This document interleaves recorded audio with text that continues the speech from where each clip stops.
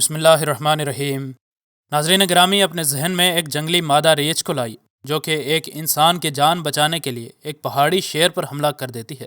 یقیناً یہ بات پاگل پن سے کم نہیں لگتی، اور یہی کہانی ہے 69 سالہ رابرٹ بگز نامی اس بوڑھے کی، جس کا کہنا ہے کہ اس کی جان ایک مادہ ریچھ نے تب بچائی جب ایک پہاڑی شیر اس کی ہڈیوں سے گوشت نوچنے والا تھا۔ اور اگر آپ یہ سوچ رہے ہیں کہ یہ کہانی سچی نہیں ہو سکتی، تو ناظرین آپ کو ہم California department of fish and game کی تحقیق بھی بتائیں گے۔ اگرچہ آج کے دور میں انسان ماڈرن ہو چکا ہے، لیکن عجیب و غریب واقعات آج بھی ہوتے ہیں، اور یقیناً آنے والے زمانے میں بھی ہوتے رہیں گے۔ ناظرین، رابرٹ بگز نامی یہ بوڑھا کیلیفورنیا کے وسکی فلیٹس نامی جنگل میں نکلا تھا۔ رابرٹ اس جگہ کو بڑی ہی اچھی طرح جانتا تھا، اور آج کے دن وہ حسب معمول سونے کی تلاش میں نکلا تھا۔ ناظرین، یہ جنگل جس علاقے میں تھا، اس جگہ سے ہی کیلیفورنیا کا ایک ہی بار میں سب سے بڑا سونے کا ٹکڑا ملا تھا۔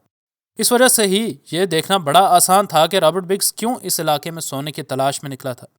وہ جنگل کے اب کافی گھنے حصے میں آ چکا تھا کہ اچانک اسے کچھ ایسا نظر آیا کہ خوف کی ایک لہر اس کے جسم میں دوڑ گئی۔ اس کے سامنے ریچھوں کا ایک گروپ تھا۔ بہت سے لوگ یہاں سے احتیاط سے نکلنے کی کوشش کرتے، لیکن رابرٹ بگز عام لوگوں جیسا نہیں تھا۔ اس کے مطابق اس نے ریچھوں کی اس فیملی کو پہلی بار نہیں دیکھا تھا۔ رابرٹ بگز کے مطابق اس مادہ ریچھ اور اس کے بچوں کو ہمیشہ اس کی موجودگی کا پتہ ہوتا تھا، لیکن نہ جانے کیوں لیکن وہ اسے کچھ بھی نہیں کہتے تھے۔ ریچھ انسان کو کسی بھی صورت پاس نہیں آنے دیتے، اور پھر ایک مادہ ریچھ ہو، اور وہ بھی وہ مادہ ریچھ جو کہ 2 بچوں کو پال رہی ہو۔ اگر وہ اس شخص کو دیکھ کر اس پر حملہ نہیں کر رہی تھی تو اس کے 2 ہی مطلب تھے۔ ایک یہ کہ یہ مادہ ریچھ اس کو کسی وجہ سے خطرہ نہیں سمجھتی تھی، اور دوسرا مطلب یہ کہ رابرٹ بگز جھوٹ بول رہا تھا۔ رابرٹ بگز کے مطابق اس کو ابھی تھوڑی ہی دیر گزری تھی کہ اچانک کسی چیز نے اسے اس قدر زور سے دھکا دیا کہ وہ بے اختیار منہ کے بل گر پڑا۔ اس کو کچھ ہی ساعتوں میں یہ سمجھ آ گئی کہ اس پر ایک پہاڑی شیر نے حملہ کر دیا ہے۔ ناظرین، پہاڑی شیر چوہوں سے لے کر ہرن تک کسی بھی چیز کو اپنا کھانا بنانے سے باز نہیں آتا، اور انسانوں پر بھی پہاڑی شیر کے حملوں کے کئی ایک مستند واقعات رپورٹ ہو چکے ہیں۔ پہاڑی شیروں کی انسانوں کو شکار کرنے کی بڑی ہی مختلف ٹیکنیک ہے۔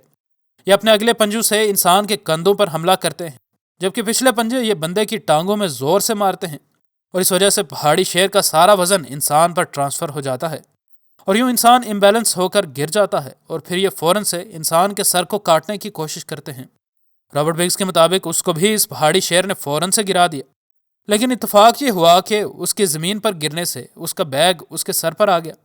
رابرٹ بگز کے مطابق مجھے پتا تھا کہ اب ہم دونوں میں سے ایک ہی زندہ رہ سکتا ہے، اس وجہ سے میں نے سونا کھودنے کے لیے اپنے ساتھ لائی اپنے ہاتھ میں موجود کدال پوری قوت سے اس شیر کے سر پر مارنے کی کوشش کی، جو کہ اسے لگی بھی اور وہ درد سے گھرایا بھی، لیکن اس نے مجھے تب بھی نہ چھوڑا۔ اب میرا بازو بھی یہ شیر زخمی کر چکا تھا۔ میں ابھی اپنی کدال سیدھی کر کے اس کو دوبارہ مارنے ہی والا تھا کہ اسی اثنا میں مجھے ایک زوردار آواز آئی، اور مجھے تب بھی پتا چلا جب یہ مادہ ریچھ اس پہاڑی شیر کو گردن سے دبوچ چکی تھی۔ دونوں دیو ہیکل جانوروں میں لڑائی شروع ہو گئی، لیکن ریچھ کے آگے ایک پہاڑی شیر کی کیا مجال چلتی۔ اس وجہ سے 15 سیکنڈ کی ایک قلیل جنگ کے بعد اس پہاڑی شیر نے بھاگنے میں ہی عافیت جانی۔ اس کے بعد میں اٹھا اور دل میں اس مادہ ریچھ کے لیے بے پناہ محبت اور عزت لیے ہسپتال آ گیا۔ ناظرین، ABC نیوز، ہفنگٹن پوسٹ، دی پوسٹ اور ڈیلی نیوز نے بھی رابرٹ بگز کی یہ کہانی کور کی، لیکن تمام لوگ اس کی اس کہانی پر اتنے جلدی یقین کرنے والے نہیں تھے۔